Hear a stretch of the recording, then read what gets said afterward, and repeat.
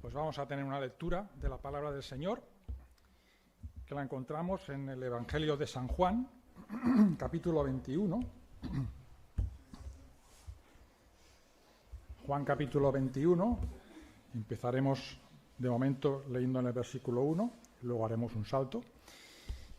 Juan capítulo 21, dice: después de esto, Jesús se manifestó otra vez a sus discípulos junto al mar de Tiberias y se manifestó de esta manera. Estaban juntos Simón Pedro, Tomás, llamado el Dídimo, Natanael, el de Caná de Galilea, los hijos de Zebedeo y otros dos de sus discípulos. Simón Pedro les dijo: voy a pescar. Ellos le dijeron: vamos nosotros también contigo. Fueron y entraron en una barca, y aquella noche no pescaron nada. Cuando ya iba amaneciendo, se presentó Jesús en la playa, mas los discípulos no sabían que era Jesús. Y les dijo: hijitos, ¿tenéis algo de comer? Respondieron: no. Él les dijo: echad la red a la derecha de la barca y hallaréis. Entonces la echaron y ya no la podían sacar por la gran cantidad de peces. Saltamos ahora al versículo 15, leemos del 15 hasta el final. Cuando hubieron comido, Jesús dijo a Simón Pedro: Simón, hijo de Jonás, ¿me amas más que estos? Le respondió: sí, Señor, tú sabes que te amo. Él le dijo: apacienta mis corderos. Volvió a decirle la segunda vez: Simón, hijo de Jonás, ¿me amas? Pedro le respondió: sí, Señor, tú sabes que te amo. Le dijo: pastorea mis ovejas. Le dijo la tercera vez: Simón, hijo de Jonás, ¿me amas? Pedro se entristeció de que le dijese la tercera vez: ¿me amas? Y le respondió: Señor, tú lo sabes todo, tú sabes que te amo. Jesús le dijo: apacienta mis ovejas. De cierto te digo, cuando eras más joven te ceñías e ibas a donde querías. Mas cuando ya seas viejo, extenderás tus manos y te ceñirá otro, y te llevará a donde no quieras. Esto dijo, dando a entender con qué muerte había de glorificar a Dios. Y dicho esto, añadió: sígueme. Volviéndose Pedro, vio que les seguía el discípulo a quien amaba Jesús, el mismo que en la cena se había recostado al lado de él, y le había dicho: Señor, ¿quién es el que te ha de entregar? Cuando Pedro le vio, dijo a Jesús: Señor, ¿y qué de éste? Jesús le dijo: si quiero que él quede hasta que yo venga, que a ti, sígueme tú. Este dicho se extendió entonces entre los hermanos que aquel discípulo no moriría, pero Jesús no le dijo que no moriría, sino: si quiero que él quede hasta que yo venga, que a ti. Este es el discípulo que da testimonio de estas cosas y escribió estas cosas, y sabemos que su testimonio es verdadero. Y hay también otras muchas cosas que hizo Jesús, las cuales, si se escribieran una por una, pienso que ni aun en el mundo cabrían los libros que se habrían de escribir. Amén. El Señor bendiga su palabra. Bueno, pues si os acordáis de mi anterior predicación, meditamos en la primera parte de este capítulo, los versículos del 1 al 15. Meditamos en todo este párrafo, donde Jesús resucitado pues se aparece a sus discípulos en la playa de este mar, el mar de Tiberias, que es lo mismo que el mar de Galilea.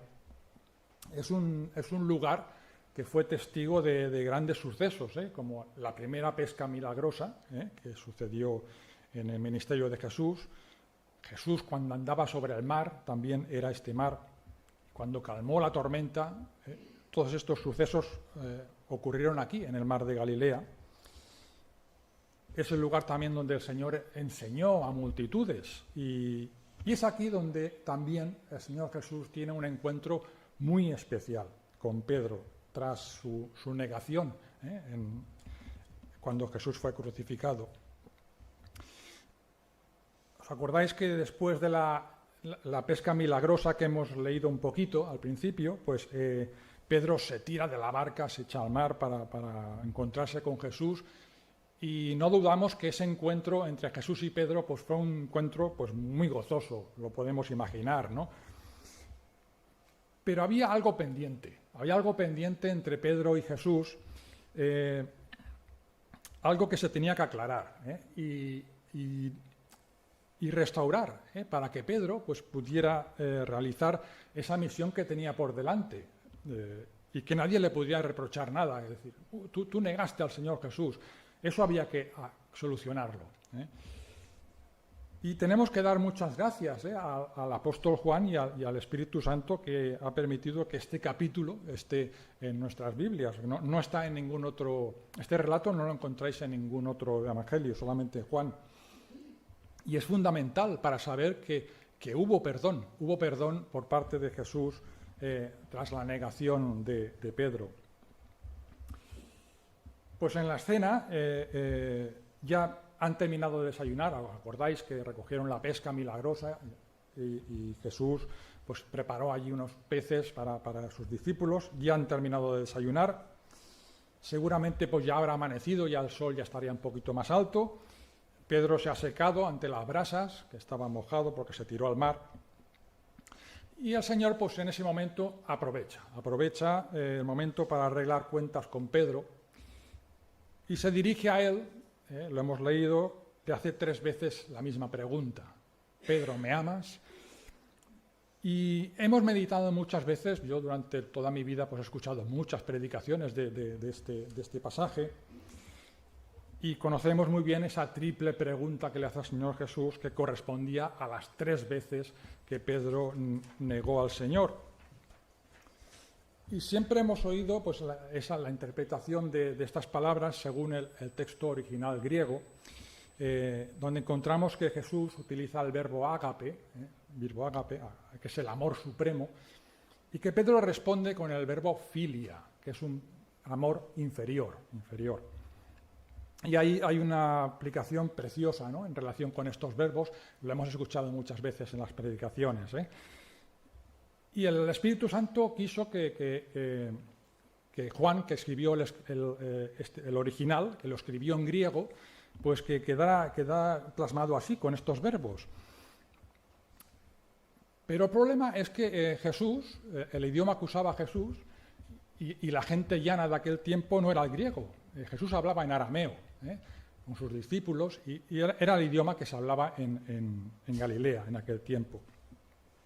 Y en arameo, pues la verdad es que no hay estos verbos, filia, ágape, solamente hay un verbo amar. Así que en realidad no sabemos con certeza si Jesús utilizó los verbos en griego para hacer estas preguntas, pero es poco probable. Seguramente pues hablaban en arameo, que era el idioma normal. Y siendo así, entonces yo lo que destaco más que nada de esta triple pregunta es el objetivo de la restauración de Pedro. En esta triple pregunta es lo que yo quiero destacar sobre todo. La gravedad del pecado de Pedro es que al negar por 3 veces seguidas, lo negó 3 veces seguidas, hermanos, y era consciente de lo que estaba haciendo. Si lo haces una vez, se me ha escapado, pero cuando lo hizo 3 veces, era consciente. Y recordamos también, Miguel lo comentaba también la semana pasada en la predicación, también el pecado de David con Betsabé, que tiene un poco de relación.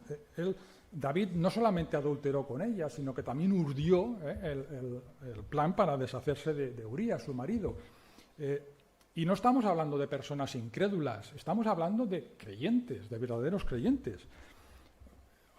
Pedro afirmó con rotundidad, él dijo, tú eres el hijo del rey, del Dios viviente, dijo Pedro. Pedro era creyente de verdad. Y en cuanto a David, pues, ¿qué decía el profeta Samuel? Decía, he aquí un hombre conforme al corazón de Dios. Estamos hablando de creyentes. Y aún así, en algún momento de sus vidas, cayeron en lo más bajo. Y la advertencia es clara para todos nosotros. Es que si a ellos les pasó, pues cuánto más nos podría pasar también a nosotros. No nos podemos fiar de nosotros mismos, ni de los años que llevemos en los caminos del Señor.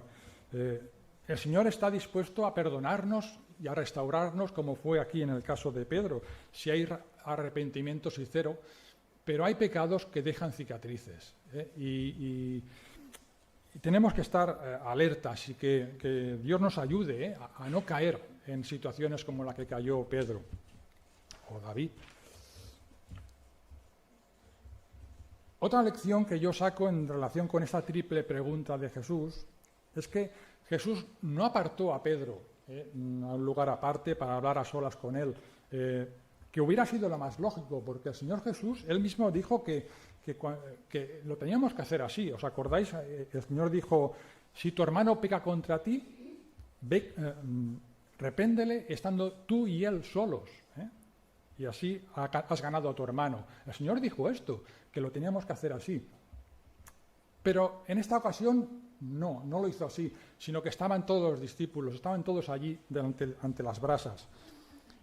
Y seguramente lo hizo por una razón, y es que todos los discípulos, todos los que estaban allí, a excepción de Juan sí que estuvo con el Señor, los demás cayeron en el mismo pecado que Pedro. Jesús dijo, ¿os acordáis en la última cena del Señor? Él dijo, yo daré tu vida por mí, o sea, yo daré mi vida por ti. Y los demás discípulos, dice el texto, que dijeron lo mismo. O sea, que todos se comprometieron a dar su vida por el Señor, no solamente Pedro.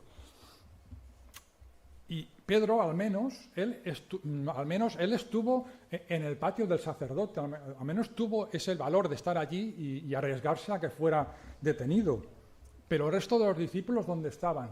Habían huido todos, ninguno estaba allí.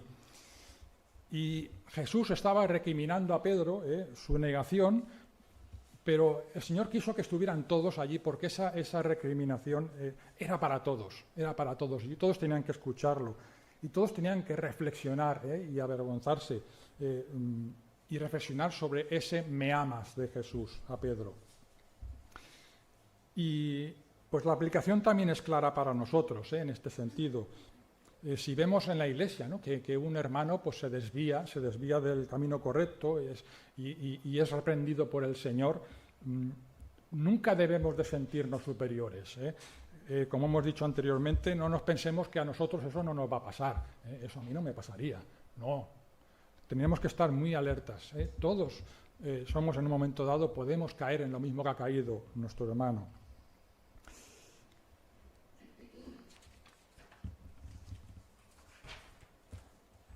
Nos dice también el texto, siguiendo el texto, dice, tras el tercer me amas de Jesús, dice que Pedro se entristeció y fue seguramente en esa tercera pregunta igual, las tres iguales, en la tercera pregunta él se dio cuenta, él cayó en la cuenta de lo que Jesús le quería hacer entender. Y Pedro estaba siendo sincero en su amor por el Señor. Y así que no tiene reparos en decirle al Señor, tú lo sabes todo, examina mi corazón, aquí te lo pongo abierto, sabes que te amo. Y es que somos así. A pesar de que amamos al Señor, a pesar de que amamos al hermano, pues a la vez somos capaces de ofenderle y caer en lo más bajo, somos así. Y el Señor nos ha regenerado, somos nuevas criaturas, pero ¿cuánto camino nos queda de perfección para ascender? Y muchas veces vamos a seguir cayendo. Y por la gracia de Dios solamente es que Él nos va a levantar para que podamos seguir adelante y no retrocedamos en nuestro proceso de santificación. Vemos después que cada vez que Pedro contesta, tú sabes que te amo, el Señor le responde con un apacienta mis ovejas o pastorea mis ovejas. Y es lo que decimos, que aunque la conversación era entre Jesús y Pedro, todos también tenían que sentirse aludidos también en esto, en pastorear las ovejas. También era el mensaje, era para todos los discípulos. ¿Por qué? Porque a pesar de lo que pasó y todos negaron al Señor. Pedro y el resto de discípulos todos cayeron en no estar con el Señor en esos momentos. Pero a pesar de ello, el Señor les escogió, les escogió a ellos, a los discípulos. ¿Para qué? Para nada más y nada menos que para ser el fundamento apostólico. La piedra angular es Jesús y el resto del fundamento apostólico eran ellos, eran estos los apóstoles, los que habían negado al Señor. Pero el Señor los restituye, los perdona. Y así fue, que ellos extendieron el reino, el Evangelio por todo el mundo conocido de aquel tiempo. Y es lo que estamos diciendo, que a pesar de que caigamos, a pesar de que tropecemos en el camino, que vamos a caer, pues seguimos siendo útiles, seguimos siendo necesarios para la obra de Dios. Y Él sigue contando con nosotros para ejercer el ministerio. No podemos decir, pues ya el Señor no me querrá usar. Siguiendo con nuestro texto, en el versículo 18, el Señor le dijo a Pedro estas palabras. Cuando eras más joven, pues te ceñías e ibas a donde querías, mas cuando ya seas viejo, extenderás tus manos y te ceñirá otro y te llevará a donde no quieras. Y parece ser que todos con estas palabras entendieron que se refería a que finalmente pues Pedro cumpliría esa palabra que él dijo, yo daré mi vida por ti. Pues sí, la darás. No ahora, pero la darás más tarde. Y fue así. Pedro dio su vida por el Señor Jesús como mártir. Y no solo él, sino el resto de los discípulos también murieron como mártires. La Biblia no nos recoge el resto de los discípulos que fue de cada uno de ellos. Yo hace un tiempo leí un libro que me gustó muchísimo acerca del resto de qué fue del resto de los 12 discípulos, porque hay datos de la historia, de dónde estuvo cada uno, y se sabe que todos murieron como mártires por el Señor. La única duda está en el apóstol Juan. El apóstol Juan, hay una tradición que dice que hay varios escritos que lo confirman. No es 100% segura, pero se ve que Juan también fue entregado al martirio en Éfeso, con el emperador Domiciano, que fue echado a una olla de aceite hirviendo. Y pero dicen los varios escritos que milagrosamente pues fue como Daniel en el horno de los leones. Salió de allí que, ni mojado de aceite siquiera. Y es una tradición. No puedo seguir, no sabemos. Posiblemente sí, ¿por qué no? El Señor quiso que Juan, él murió de viejo, ya de muy, muy mayor en Éfeso. Pero del resto sí, del resto de apóstoles sí que se sabe con ciencia cierta que todos murieron por el Señor como mártires.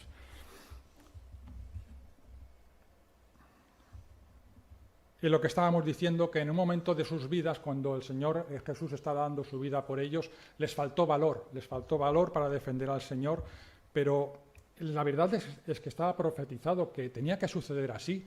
El Señor ya lo dijo, que se escandalizarían de él y lo dejarían. El profeta Zacarías también lo dijo, heriré al pastor y las ovejas serán dispersas. Estaba escrito. Y esto nos recuerda y nos enseña también que al final todo está bajo el control del Señor, todo está bajo el control de Dios. Incluso nuestros errores encajan en su plan perfecto. No defendieron al Señor en aquel momento en ese plan perfecto porque no podían interferir en la consumación del sacrificio de Cristo. Pero lo que decimos, que sí que lo hicieron más tarde, sí que defendieron al Señor hasta la muerte. Quizá nosotros en alguna ocasión pues, nos podamos sentir inútiles por esto mismo, ¿no? Porque nos hemos equivocado, hemos cometido errores. Yo ya no sirvo para el ministerio, el Señor no querrá utilizarme. Así como en otras ocasiones a lo mejor nos subimos a la parra y tenemos un concepto de nosotros más alto de que nos corresponde. Y nos tenemos que aplicar unas palabras, aquellas palabras conocidas del apóstol Pablo a los romanos, en el capítulo 12, Romanos 12:3, que nos dice: digo pues, por la gracia que me es dada, a cada cual que está entre vosotros, que no tenga más alto concepto de sí que el que debe tener, sino que piense de sí con cordura, conforme a la medida de la fe que Dios repartió a cada uno. Y el texto insta a rebajar un concepto que tengamos más alto del que nos corresponde, pero a la vez entre líneas, pues también podríamos entender que tampoco es bueno tenerlo más bajo. Aquello de yo no valgo, cuando no se dice con cordura, como dice el texto, pues puede ser una excusa para no servir al Señor, para no cumplir la voluntad de Dios en nuestra vida. Y el texto nos insta a tener un concepto de nosotros mismos basado en dos parámetros, en nuestra cordura y en nuestro sentido común y la medida de fe que Dios repartió a cada uno. El Señor tiene un plan para cada uno de nosotros, para su servicio, y nos ha diseñado para llevar ese plan a cabo. Y siempre que leemos la gran comisión que el Señor dejó a sus discípulos, me seréis testigos hasta tal, y predicar el Evangelio hasta la última parte del mundo, ¿no? Pues claro, la aplicamos para todos los creyentes, y es correcto que todos aspiremos al máximo nivel que podamos, ¿no?, de servir al Señor, pero es obvio que no todos hemos sido llamados para ello, ¿no?, porque no todos hemos recibido la misma medida de fe, como dice Pablo. Entonces, ¿cuál es mi llamado? ¿Qué es aquello para lo que el Señor me ha llamado que yo pueda servirle? Teniendo un concepto equilibrado de mí mismo. Pues la mejor manera para saberlo es viviendo una vida de intimidad con el Señor y buscarlo a través de la oración y de su palabra. Y el Señor sin duda que nos va a mostrar aquello con lo que tenemos que glorificarle. Pedro, lo hemos leído, que él tenía que glorificar a Dios al final de su vida, dejando que otros le ataran las manos y que le llevaran a donde él no quería ir. Y no suena agradable esa forma de glorificar al Señor.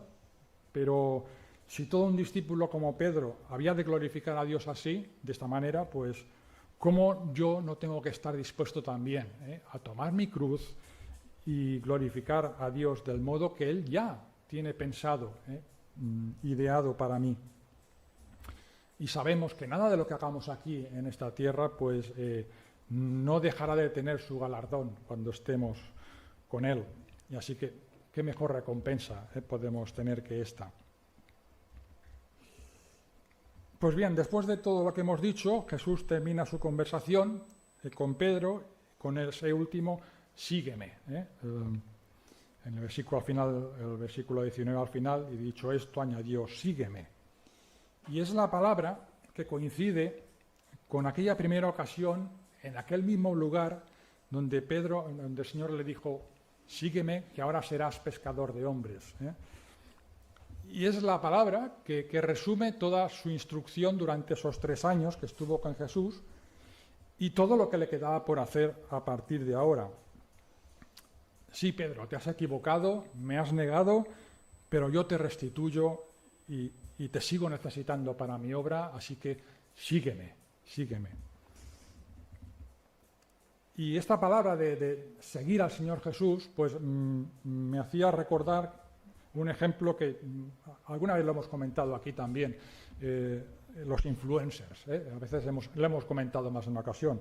Esas personas, los influencers, gente que se muestran en las redes, todo lo que hacen durante el día, dan opinión de todo lo que hacen y tal, y tienen pues muchos seguidores, miles de seguidores que los escuchan, que quieren ser como ellos, quieren vestir como ellos, quieren opinar como ellos, y muchas veces oímos como esos influencers pues a veces caen en depresión y no pueden soportar la presión de tener tanta gente que les sigue, porque luego hay mucha gente que les alaba, pero luego hay otros que les machacan y los dejan hechos polvo, ¿no? Porque muchas veces la gente se decepciona y, ostras, yo lo tenía como un mito y resulta que no es lo que yo me pensaba que era, y no son tan perfectos como se creían. Pues salvando las distancias, pues Jesús también tendría que ser algo así, tenía que ser nuestro influencer por excelencia, ¿no? Pero ¿cuál es la diferencia? La diferencia es que Jesús nunca nos va a defraudar, nunca nos va a defraudar, y seguir su vida y seguir su ejemplo es la mejor elección de nuestra vida. Pero Jesús no nos engaña, no nos muestra ahí como estas personas que están, qué maravilla de vida que llevan, tú, ostras, qué bien les va todo. Pues no, Jesús no nos engaña, nos dice que seguirle a Él, ¿qué es? ¿Es un camino de rosas? En absoluto, es tomar la cruz cada día. Es una carrera de obstáculos. Y la meta, el galardón, pues muchas veces no está en esta vida, que hemos dicho que los discípulos, ¿cómo acabaron? Pues como mártires. A veces el premio no está aquí, sino que está en la gloria eterna que Él nos ha prometido a todos los que le seguimos. Así que realmente vale la pena. Este sígueme, que el Señor le dijo a Pedro, nos lo apropiamos también cada uno de nosotros. Y ya termina este relato del desayuno con Jesús en la playa. Pues imaginamos que todos ya se van levantando del lugar, van recogiendo las cosas, la pesca lo están recogiendo todo. Y en un momento determinado, pues parece ser que Pedro y Jesús pues sí que se ponen a andar por la playa, me imagino yo, y sí que tienen un momento más privado. Y se ve que Juan, no dice aquí el nombre, pero era Juan el que les va siguiendo de cerca porque quiere seguir escuchando lo que Jesús tiene que decirle a Pedro, y está ahí de cerca, quiere escucharle. Y Pedro, que lo ve que les está siguiendo Juan, entonces Pedro pregunta a Jesús por él, y Pedro quiere saber si Juan también va a acabar dando su vida por el Señor como él y como el resto de discípulos. Jesús, que conoce la intención del corazón, que conoce los corazones, quizá ve un atisbo de mala intención en la pregunta de Pedro, y hemos visto, lo vemos así, que le contesta de una forma bastante tajante el Señor Jesús a Pedro, que vendría a ser algo así: ¿a ti qué más te da lo que le pase a él, ¿no? Por ejemplo, si yo decido que él no muera hasta que yo regrese, ¿a ti qué más te da? Preocúpate de seguirme tú. Entre líneas leemos que el Señor Jesús le contesta así: preocúpate tú de lo tuyo, de seguirme tú. Y una vez más es lo mismo que el Señor nos dice a cada uno de nosotros. Esto también nos lo podemos aplicar. Que cumplamos la voluntad del Señor para nuestra vida sin fijarnos en los demás, en lo que hacen los demás, si hacen más o hacen menos por el Señor. ¿Y cuántas veces hemos oído decir, sobre todo esto en las reuniones de comunidad de vecinos, un vecino: si los demás pagan, pues yo pago, pero si los demás no pagan, pues yo tampoco. Estamos esperando que los demás hagan. Entonces, si los demás hacen, entonces yo también. Pero no damos el primer paso. Esperamos que los demás den el primer paso. Pues en la obra del Señor pues no podemos actuar así. Nuestro ejemplo a seguir no son nuestros hermanos, aunque realmente a veces hay hermanos que realmente vale la pena imitarles. Pero en última instancia, a quien tenemos que seguir, a quien tenemos que imitar es al Señor Jesús. Y lo que hemos dicho antes, y cumplir el plan que Él ha diseñado especialmente para cada uno de nosotros, porque hay un plan para cada uno. Pues bien, hemos llegado al final de esta meditación, y Juan también termina aquí su Evangelio. Es curioso, él cuando termina el Evangelio se queda con la sensación de que me he dejado muchas cosas por escribir. Dice, me parece que él seguiría escribiendo, pero se da cuenta de que no habrían libros para escribir todo lo que el Señor he escuchado de él. Pero como dice en el capítulo 20, el mismo Juan dice: las cosas que se han escrito son las justas y suficientes para el principal propósito de Dios, que es para que creamos que Jesús es el Cristo, el Hijo de Dios, y para que creyendo tengamos vida en su nombre. Es lo que dice el propio Juan. Lo que se ha escrito es lo necesario para cada uno de nosotros.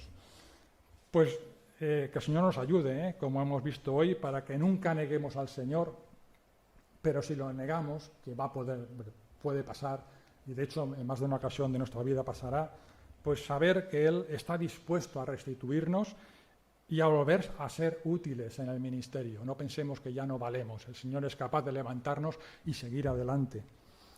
También hemos visto que tenemos que tener un correcto concepto de nosotros, ni más alto ni más bajo, para eso, para poder cumplir esa misión que el Señor tiene para cada uno. Y finalmente, pues que el Señor nos ayude a seguirle, esta palabra lema, y hacerlo de forma constante y obediente, sea cual sea el destino que el Señor tenga preparado para cada uno de nosotros. Y nada más, que el Señor nos bendiga.